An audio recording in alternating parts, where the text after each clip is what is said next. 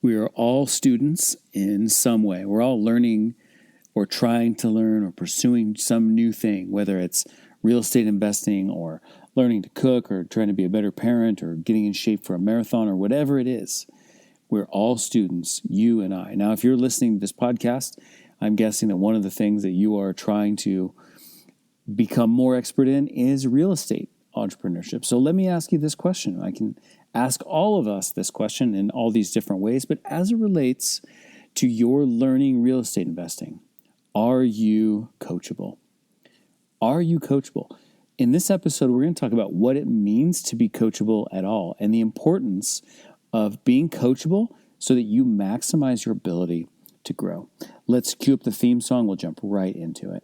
Welcome to Racking Up Rentals, a show about how regular people, those of us without huge war chests of capital or insider connections, can build lasting wealth acquiring a portfolio of buy and hold real estate. But we don't just go mainstream looking at what's on the market and asking banks for loans, nor are we posting "We Buy Houses" signs or just looking for, quote, motivated sellers to make lowball offers to. You see, we are people-oriented deal makers. We sit down directly with sellers to work out win-win deals without agents or any other obstacles and buy properties nobody else even knows are for sale. I'm Jeff from The Thoughtful Real Estate Entrepreneur. If you're the kind of real estate investor who wants long-term wealth, not get-rich-quick gimmicks or pictures of yourself holding fat checks on social media, this show is for you. Join me and quietly become the wealthiest person on your block. Now let's go rack up a rental portfolio. Hey, thanks for joining me for another episode of Racking Up Rentals.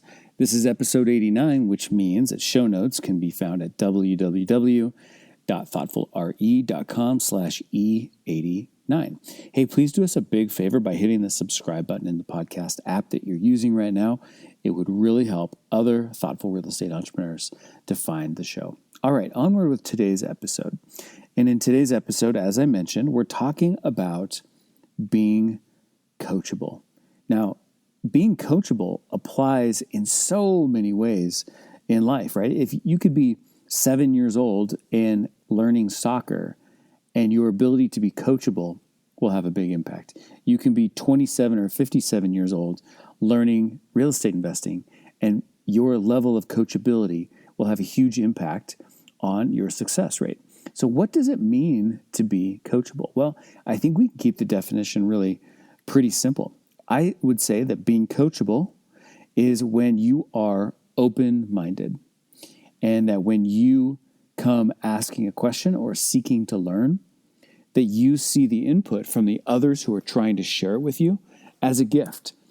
You see that they are answering your question in a way that is an act of generosity of trying to help you and having that mentality, having that mindset. Being coachable means you are willing to try what people are recommending to you and actually apply it, to give it a shot, to give it a go and see how it goes for you. And it means also that you are able and willing and ready to take feedback constructively, even if the feedback is about you and what you're doing or how you're doing it. You're able to take that feedback well and take it constructively. Where does this idea of coachability play out? Well, it could play out in lots of different ways. I mean, maybe in a very literal sense, you might have a coach. You might pay somebody to be your coach, or you have a mentorship type of arrangement. So that's kind of an obvious, you want to be coachable when you are having a coach there to coach you. But there's also other places where you can be coachable. You know, if you show up in somebody's Facebook group and you post a question asking for input about something that you are struggling with, that's another venue where you can practice your coachability and be coachable. Another situation might be masterminds. If you get together with several peers or friends online or in person, and you are talking about the challenges that you're having and troubleshooting together, that's another place where you can be coachable. So it's important to be as coachable as you can everywhere that you possibly can. So I want to give you sort of 3 signs that I've observed a lot from people who are not so coachable. And of course, maybe you're guessing, one of the reasons that this episode is prompted in my mind is because I see these signs of not being coachable often. And as somebody who likes to coach, both in terms of delivering a podcast or answering people's questions online, or literally being somebody's coach in a group coaching program or one-on-one, I definitely see signs of people who are not coachable. So I thought I'd give you 3 warning signs so that you can make sure you don't find yourself saying or thinking these things and accidentally or inadvertently not being as coachable as you could be and perhaps should be. So one thing I see is when somebody posts a question about a challenge that they're having, and then somebody, maybe like me, responds with an idea or a suggestion, they say, oh, yeah, I know that. I've tried that. It didn't work. Okay, when I hear somebody say, I've tried that, it didn't work, it makes me realize that they are not thinking in terms of little nuances. They're thinking of things in a very one-dimensional way. So, for instance, seller financing would be a great topic, one of my favorite topics, of course. Now, if somebody says, I'm having trouble getting the loans I need to buy rental properties, and I say, well, have you considered specifically going after seller financing opportunities? And they say, oh, yeah, I tried that. It didn't work. Or that it didn't work because it doesn't exist in my market. Well, first of all, they're taking seller financing, which is a big, broad topic, and making it as if it's one topic and then saying, I tried that one topic and it didn't work, which is really, of course, absurd because seller financing is a great example of something that could take 1,000 different forms, and your success rate using it has as much to do with you and how you have the conversation and the other party and the marketplace and the type of property. It has so many little nuances. So instead of being open to that idea, they push back and they say, I've tried that. It didn't work. And so what that shows that they're not being coachable. They're not being open-minded. Now, it would be totally different if they said, okay, well, I've experimented with that a little bit in the past, but I haven't gotten it to work yet. What are some of the things that you do that make this successful? So if they respond to the feedback with additional questions, that's a great sign of coachability. That's a great sign that there's somebody who's truly seeking to learn as much from the interaction and the exchange they're having with the person who is providing the feedback. A second example is sort of when you find the person who's having trouble and who's seeking feedback, if all they want is a simple, easy button type of an answer, just a simple, tactical, oh, well, just do this, it's totally simple type of answer, if they don't get that answer, then they tend to resist the feedback. Well, if you know me at all, I don't always provide personally super specific and tactical feedback because I believe that we can all learn a lot more from thinking about principles than thinking about tactics. But there are a lot of people who don't want to hear a strategic answer.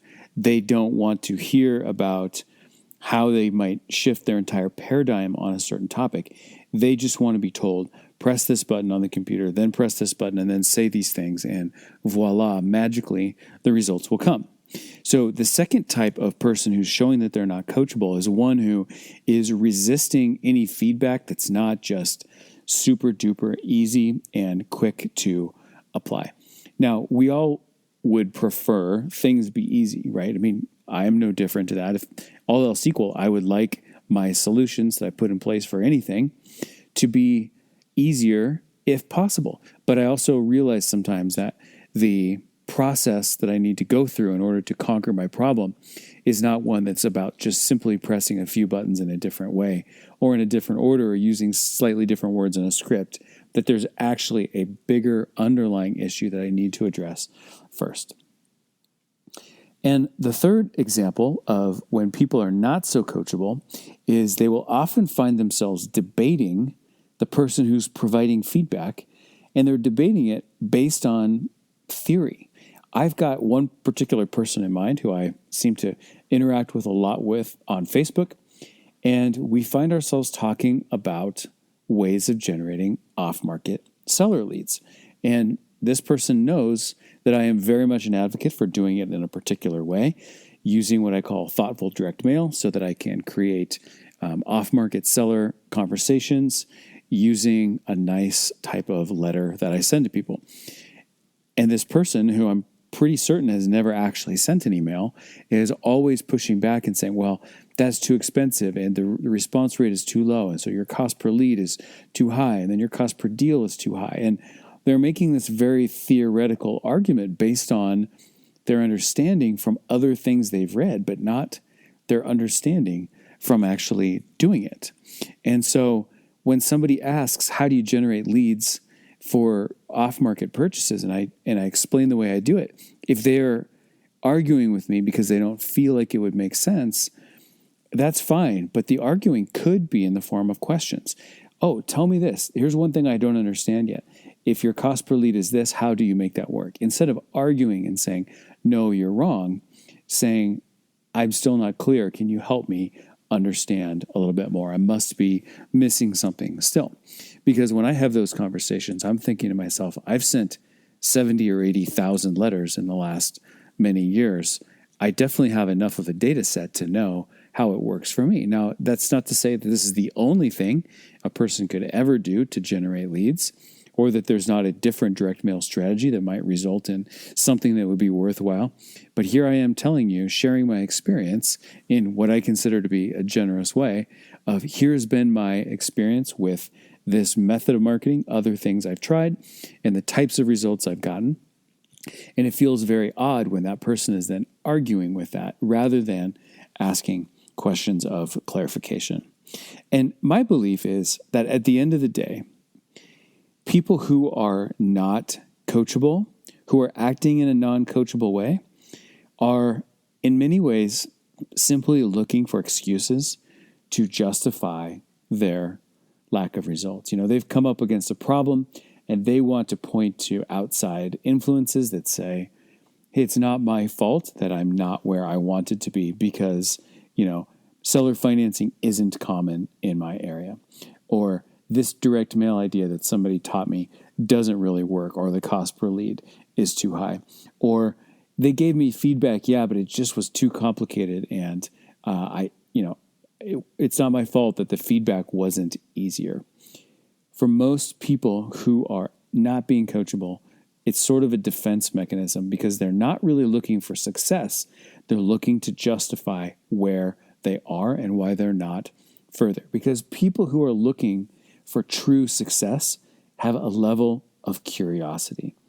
And that's when I say, if you need to ask somebody a follow-up question because you don't yet understand, that's completely fine. That is completely acceptable. But questions, additional questions, come from a place of seeking to truly understand. And that brings me to maybe the most important word, I believe, about being coachable is humble or humility. I believe somebody who is very coachable has a great deal of humility. They have no need to try to save face or posture themselves or make it look like they know things that they don't. They just come with a level of humility that says, gosh, I've got a lot to learn in this topic, and I so appreciate that you are willing to share your perspective so that I can indeed learn from it. So why is being coachable so important? Well, first of all, I think there's two reasons. So the first one is simply that if you are coachable, you will grow more. If you are open-minded, if you are humble, if you see other people's input as a generous gift, if you are able to take constructive feedback and try and apply what they're teaching you, you will grow faster. But the second really important reason it's important to be coachable is that when you are coachable, you attract better coaches. Because I can tell you, as somebody who does provide coaching to others, my favorite people to coach are the ones who are coachable. Because I know that my thoughts, my ideas, my advice to them is not landing on deaf ears or landing on a thick skin that's trying to repel the constructive feedback that I'm giving them. I know they're hearing me, they're seeking to understand, and they want very sincerely to put to work what it is that I am sharing with them. They're appreciating my generous contribution to their growth, and that makes the coach feel good.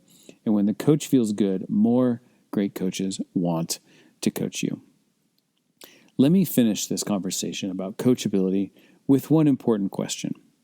Where do you draw the line, though, between being coachable and just being, a sheep?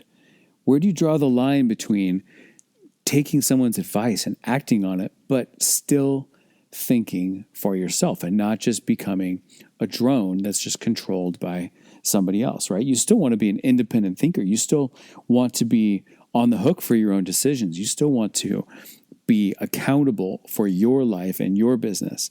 So here's how I think about it. It's simply 2 steps.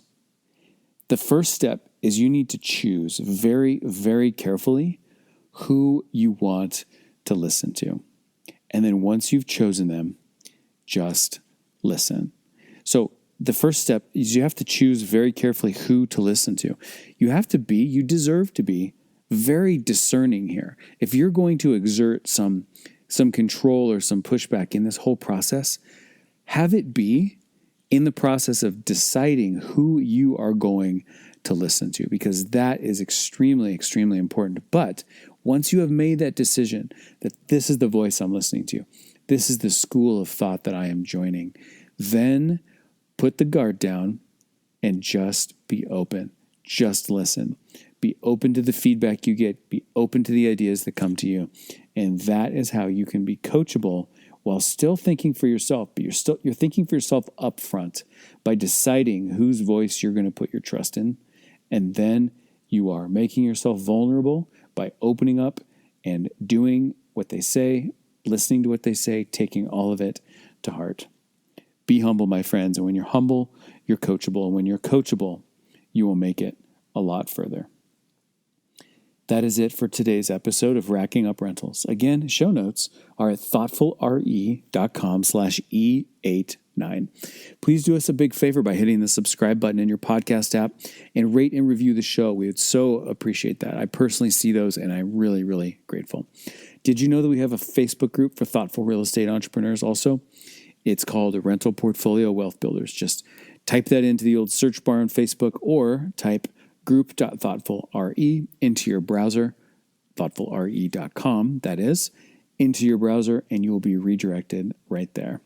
If you like this episode, please take a screenshot, post it to Instagram, tag us. We are at Thoughtful Real Estate. Hey, I'll see you in the next episode. Thanks for listening. Until then, this is Jeff from the Thoughtful Real Estate Entrepreneur signing off. Thanks for listening to Racking Up Rentals, where we build long-term wealth by being win-win deal makers. Remember, solve the person to unlock the deal and solve the financing to unlock the profits.